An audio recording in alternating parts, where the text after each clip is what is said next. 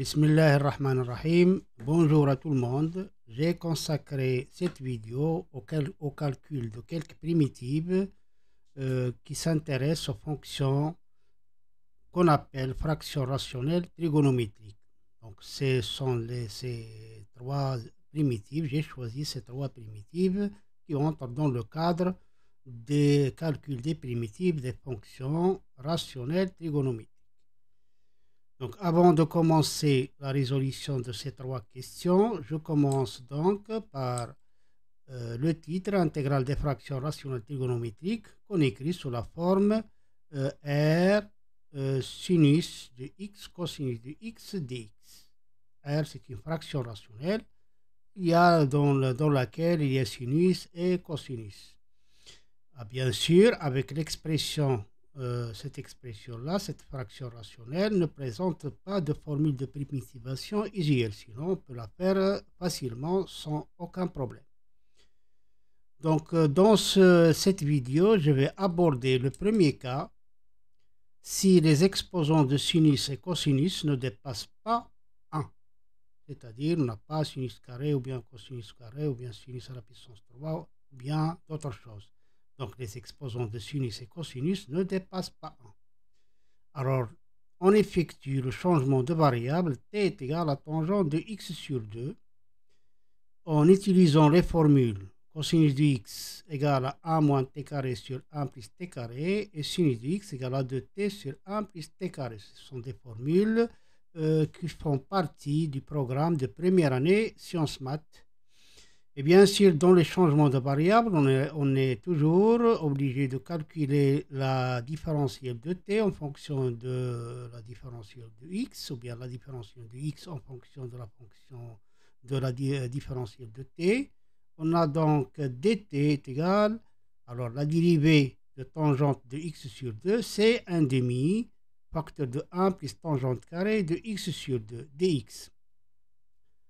Et puisque tangente de x sur 2 c'est t, donc on peut l'écrire, c'est 1 demi facteur de 1 plus t carré dx. De là, on peut tirer dx en fonction de dt.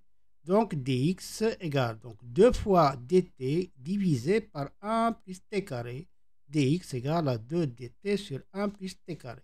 Ce sont des formules qu'on va utiliser dans les trois primitives qu'on va calculer. Donc, on passe à la première primitive, calculer donc une primitive de 1 sur cosinus de x dx. Ici, il y a dx, pas dt. Alors, bien sûr, on calcule ces primitives sur des intervalles où cette fonction 1 sur cosinus de x soit continue. Donc, en effectuant le changement de variable indiqué dans le cadre général, on va poser donc x égale à tangente de, t est égal à tangente de x sur 2. On obtient donc cosinus de x est égal à 1 moins t carré sur 1 plus t carré. Et par suite, cette primitive devient la primitive de 1 plus t carré sur 1 moins t carré, l'inverse de 1 sur cosinus de x, multiplié par dx, et dx c'est 2 dt sur 1 plus t au carré.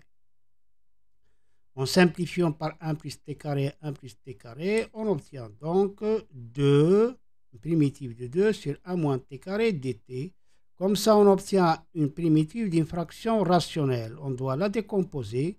La décomposition de cette fraction rationnelle est très simple. On peut voir directement. Voilà, donc on peut factoriser par 1 moins t. Ici, facteur de 1 plus t au dénominateur, égale donc primitive de 1 sur 1 moins t plus 1 sur 1 plus t. La décomposition de 2 sur 1 moins t, facteur de 1 plus t, c'est une décomposition usuelle. Donc 1 sur 1 moins t plus 1 sur 1 plus t. Et on connaît donc une primitive de 1 sur 1 moins t. On peut utiliser la formule de primitivation i' de t sur i de t. Mais la dérivée de 1 moins t, c'est moins 1. Donc on va faire ici apparaître moins 1, ce qui donne donc moins ln de 1 moins t plus, de même ici, la dérivée de 1 plus t, c'est 1.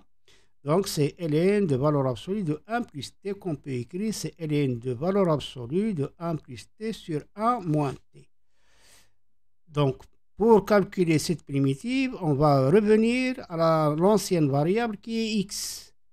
Donc, on va remplacer t par tangente de x sur 2 et on obtient donc une primitive de 1 sur cosinus de x dx égale à ln de 1 plus tangente de x sur 2 sur 1 moins tangente de x sur 2 en valeur absolue plus une constante c. Je passe à la deuxième primitive, primitive de 1 plus sinus de x sur 1 plus cosinus de x dx.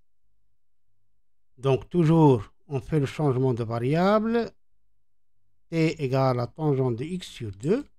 Si on le fait, donc on va obtenir sinus de x égale à 2t sur 1 plus t carré, cosinus de x égale à 1 moins t carré sur 1 plus t carré, et dx égale à 2 dt sur 1 plus t carré, comme nous l'avons signalé dans le cadre de ce cas. Alors, on effectue le calcul ici au numérateur, on obtient donc, alors 1 plus t carré plus 2t, voilà, sur 1 plus t carré. Au dénominateur, 1 plus t carré plus 1 moins t carré moins t carré, c'est 0. Il nous reste 2, multiplié par 2 dt sur 1 plus t au carré. En simplifiant par 2, on obtient donc primitive de 1 plus t carré plus 2t sur 1 plus t carré dt, donc qui est égal, en faisant la décomposition, 1 plus t carré sur 1 plus t carré, c'est 1. Et ici, on obtient donc 2t sur 1 plus t carré, ce qui donne donc une primitive de 1 plus 2t sur 1 plus t carré dt.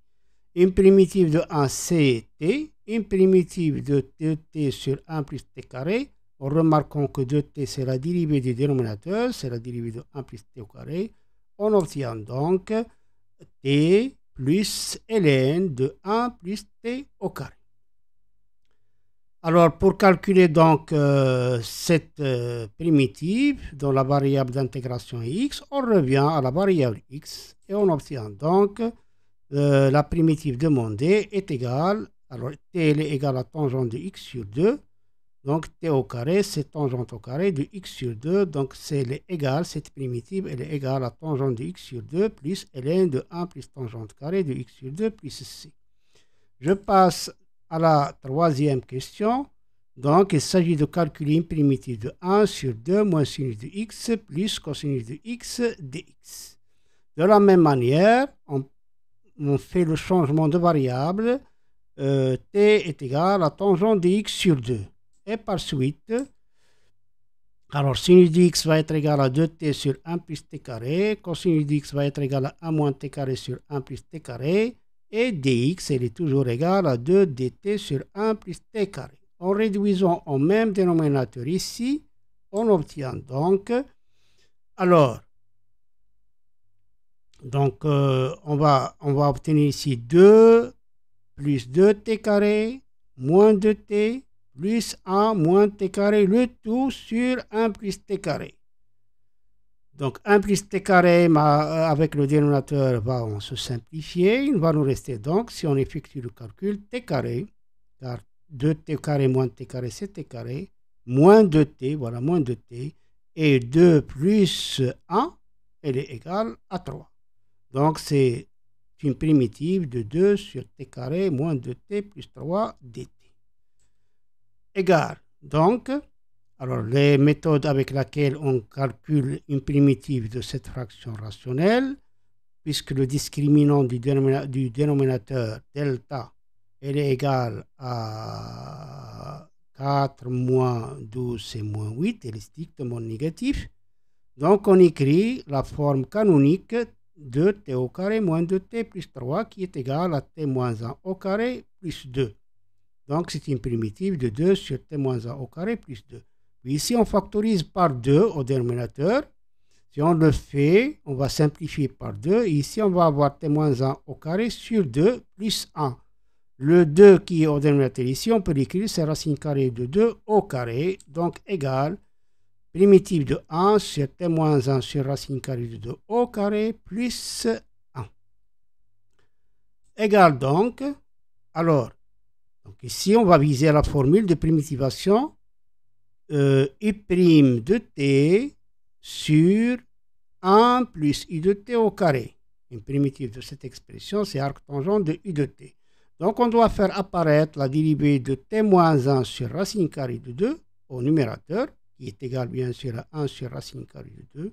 Donc, on va multiplier ici par 1 sur racine carrée de 2. Et pour équilibrer, en dehors de l'intégrale, on va multiplier par racine carrée de 2.